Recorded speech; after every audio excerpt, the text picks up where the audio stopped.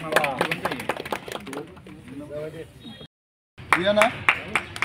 Pia Kai, Rupnat, Amita, Amita, Amita.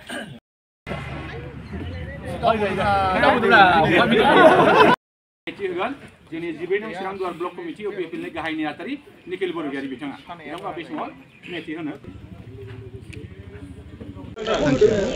14 नं चिरां दुवारनि सिङाव थानाय जोंनि माखासे सुबुंफोरनो सीएम रिलिफ फान्डनिफ्राय जोङो मोनसे अनसुंथाइ राननानै होनाय जाबाय दिनै नैबे चिरां दुवार ब्लक कमिटि अपिएफएल नि लांगोनायावहाय गासै जोङो 60 गोनांथि गोनां सुबुंफोरनो जोङो राननानै होबाय बेराम फाहामनो थाखाय गुबै बेराम फाहामनो थाखाय सोरबा इउरिक एसिड जादों सोरबाबा आथिं आखाइ सानाय दङ सोरबा माने गोबावनिफ्राय बेरामाव गोग्लैनानै दङ बे निडि मानसिफोरनो बेखौ राननानै होनाय जादों दिनै बेखौ आनुষ্ঠাनिक भाबै होनाय जाबाय आङो बे चेक होनाय हाबाफारिखौ जोङो ब्लकनि गेजेरजों मावफुंनाय जाबाय आरो आङो आसामनि गिबि मन्थ्रि डक्टर हिमन्त बिश्व शर्मा बिथांखौ आङो साबायखर बावो जे अल आसाम बिथाङा बेबायदि एखेबारे निडि मानसिफोरनो बेराम फाहामनो थाखाय चिफ मिनिस्टार रिलिफ फान्डनिफ्राय जिबायदि अनसुंथाइ हरो बे जथेस्थ' जोंनि बेनिफिसियारिफोरखौ मदद होगोन आरो आंबो खोब गोजोननाय मोन्दों बे हाबाफारिखौ मावफुंना होनो हानायनि थाखाय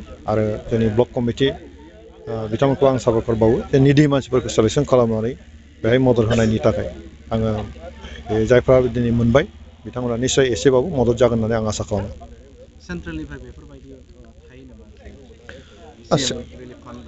सेन्ट्रेलनिफ्राय बेबायदि जेबो थाया खालि चिफ मिनिस्टारा जोङो एमपि हिसाबै एमएलए हिसाबै बिथांमोना जिहेतु रायजो राजाफोरनि खाथियाव थांनांगौ जायो ओंखायनो निडि मानसिफोरनो बेबायदि अनसुंथाइ होनो थाखाय गावनि रिलिफ फान्डनिफ्राय जोंखौ राननो थाखाय माखासे बिबान होदों आरो बे हिसाबैनो जोङो राननायनि खाबुखौ जोङो मोन्दों नाथाय जिखिनि रांखावरि होदों बे थोजासे नङा बेखौथ' बयबो मिथिगौ जोंबो मिथिगौ थोजासे नङा नाथाय बे एसेब्लाबो गैयैनि गेजेराव मोनसे अननाय हमना लादो जों 5-10 हाजार होयो मुलिथ' बायनानै मोनजागोन बेबायदि माखासे न'खरफोर दङ जेरावनाखि मुलि बायनो फैसा थाइसेबो गैया बैबायदि निडि मानसिफोरनोसो बेखौ होनाय जादों आरो बांद्राय गिदिर जायफोर बेमार दङ केन्सारजों सोरबा गोलैनाय दं बेफोरजों एसे आलादायै दस्रा लामा दङ बेखौ जों खोन्थायो आरो बेबायदिनो एसे एनै खम बेमारि बा बारा गिदिर बेमारि नङा बेफोरखौ बेबायदि अनसुंथाइखौ होनाय जायो मोननै चेक राननाय जाबाय सीएम रिलिफ फान्ड आरो मोनसेया जादों फिसारि डिपार्टमेन्टनिफ्राय चेक राननाय थांखिया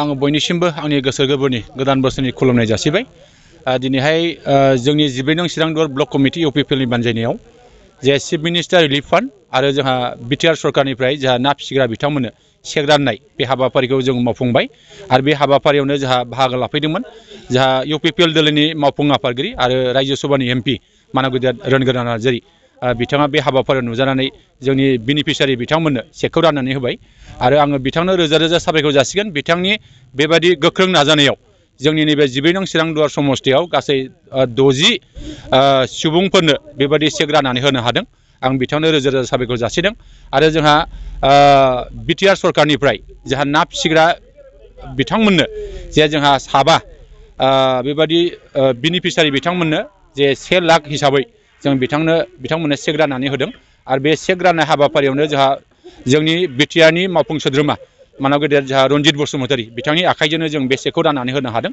आरो आं बिथांनोबो साबायखर जासिदों आं आसा खालामदों आसामनि गिबि मन्थ्रि डक्टर हिमन्त बिश्व शर्मा बिथांनोबो साबायखर जासिनांगोन बिथांनि बेबायदि गोख्रों नाजानायावनो जोंनि गोबां बेराम आजाराव भुगिनांनानै थानाय गोबां सुबुंफ्रा बेबायदि जोंहा अनसुंथाइ मोननानै एसेब्लाबो सहाय मोननो हादों आं बेखिनिखौ मिजिं खालामदों दा बेनिखायनो आं आसामनि गिबि मन्थ्रि डक्टर हिमन्त बिश्व शर्मानोबो आंनि गोसो गोरबोनिफ्राय आं साबायखर जासिबाय आसा खालामगोन फैबाय थानाय समावबो आरोबाव बेबायदिनो जोंहा गोबां बिटिआर सरकारनि बेबायदि माखासे अनसुंथाइ आसाम सरकारनि बेबायदि अनसुंथाइ आरो भारत सरकारनि बेबायदि अनसुंथाइ बेखौ जों मोनलांबाय थागोन आरो इयुनावबो जों बेबायदि होलांनानै रायजो राजाफोरनिसिम एसेब्लाबो जोङो माबा मोनसे सहाय बेखिनिखौ होनो हागोन आं बेखौ मिजिं खालामो बिटिआर सरकारखौ मा साबायखर बावगोन बिटिआर सरकारखौ जों गोसो गोथारै मोजाङै साबायखर बावो मानोना जों बिटिआर सरकाराव सिगांनिफ्रायनो बे सरकारखौ देरहाहोनो हागोन होननानै जों बिराद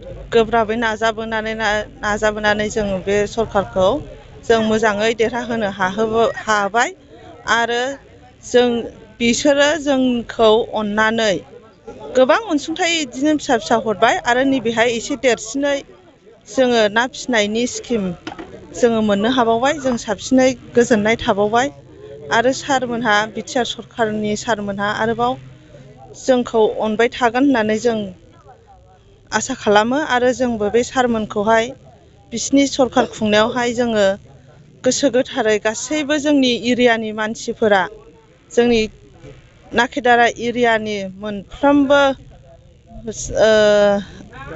गामिनि बे बिमा माहारिया नखरफ्रोमबोनि सासे जोंनियावहाय मोनसे कमिउनिटि माबा दं आरो एसोसिएसन दं आरो 300 जन दङ जोङो। ओंखायनो सारमोनहा जोंखौहाय एसे नायसिनो आरोखि जों बिरादै साबायखर बावो सारमोनखौहाय। आगोलाव मा मोननायमोन? बिदिनो जोंनो एसे एनै मानिबा अनसुंथाइ हरनायमोन आरो मालाबा 10,000 मालाबा 20,000 जोंनो बिदिनो पिकनिक पार्टि जानोबो हरो आरो सारमोनहा आरोबाव जोंखौहाय साबसिनै जोंनि नांगौखौ सुफुंगोन होननानै जोङो आसा खालामबावबाय आरो। सिगांनि सरकाराव बे अनसुंथाइफोरखौ मोनगोन ना मोनाखै? जों सिगांनि सरकाराव जों अनसुंथाइखौ मोनाखैमोन। जोंनि एरियायाव मथा मथि जोङो मोननायानो गैखायामोन आरो जोंनि महिलाफोरा। जों दा एसे सारमोननिफ्राय साबसिनै मोनबाय आरो इलेकसन मोनफानि फैगाफानि जोंनियाव बांसिनै आइजोफ्रा जमा जाफैयो आरो इलेकसन खनसेयाव बिदिनो 20 जन गाहाम जमा जाफैदेरो आरो दाबो नांगोलनिफ्राय ओरै इउपिपिएलआव हाबनाय दङ आरो जोंनि नामाव जोंनि एसोसिएसनाव हाबथ'वाखैबाबो हाबनानै दंफैसै आरो। फैगौ सरकाराव सोरखौ थाजानो लुबैयो? प्रमद ना हाग्रामाखौ?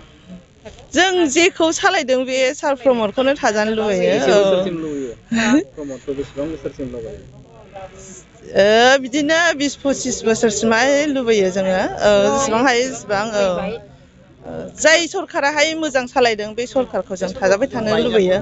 मानोना बे सरकारनि आमोलावनो जों सुखु गोजोनै थानो हाबाय नालाय, लामा सामा हान्थिनो हाबाय नालाय। नङाबा जोंनि बिमा माहारिफ्रा बिराद गाव गावनि फिसानि थाखाय गाव गावनि फिसायनि थाखाय बिराद बहाय जानाङोमोन नालाय। बिदिखायनो जों दा सान्तिनि थाखाय जों मोजां मोनो आरो जेखि मोनलागि दामोन सारमोनहा होमबाबो जोंनो अननानै हरो बेनो आरो। मोननो हादों मा बुंगोन? बिनि सायाव जोङो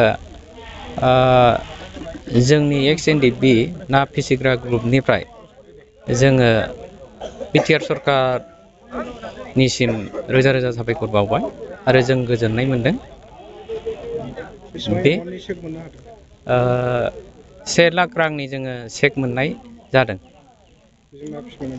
जोङो बेजोंनो नायाबो फिखानानै दङ आरो जोङो एसे बेजोंनो जौगासिनबावनो हागोनखौ जों मिजिंथिबाय। नोंथांमोननि ग्रुपआव साबेसे सोद्रोमा? जोंनिया गासै XNDPआ 80निबो एसे बारा। औ जोंनियाव मा फिगासिनो दं नोंथांमोना? दा जोङो नायाबो फिगासिनो दङ। औ बिटिआर सरकारखौ मा साबायखर बावगोन? बिटिआर सरकारखौ जोङो जोंनि गोग्लैसोनानै थानाय गासै आफादनि सोद्रोमाफ्रा बिटिआर सरकारनिसिम जोङो रोजा रोजा साबायखर, जाहाथे जों जिउआव बेखिनि जों एसे आरो जौगाबावनो हायो। बेनि थाखाय खोथा होनाय बायदि खामानि मावनायखौ मोनदांदों नामा नोंथाङा? सरकाराथ' दा जोंनि तरफनिफ्राय खोथा होनाय बायदि मावदों मावनाया। बेखिनि आरो जों जोबोद गोजोननाय मोनदों। सिगाङाव मोनफेरदों? खुनु जोंहा 4 बोसोर थांनायाव जों बिदि मोनफेराखै आरो जों दा मोननायजों लोगोसे जों जोबोद गोजोननाय मोनदों।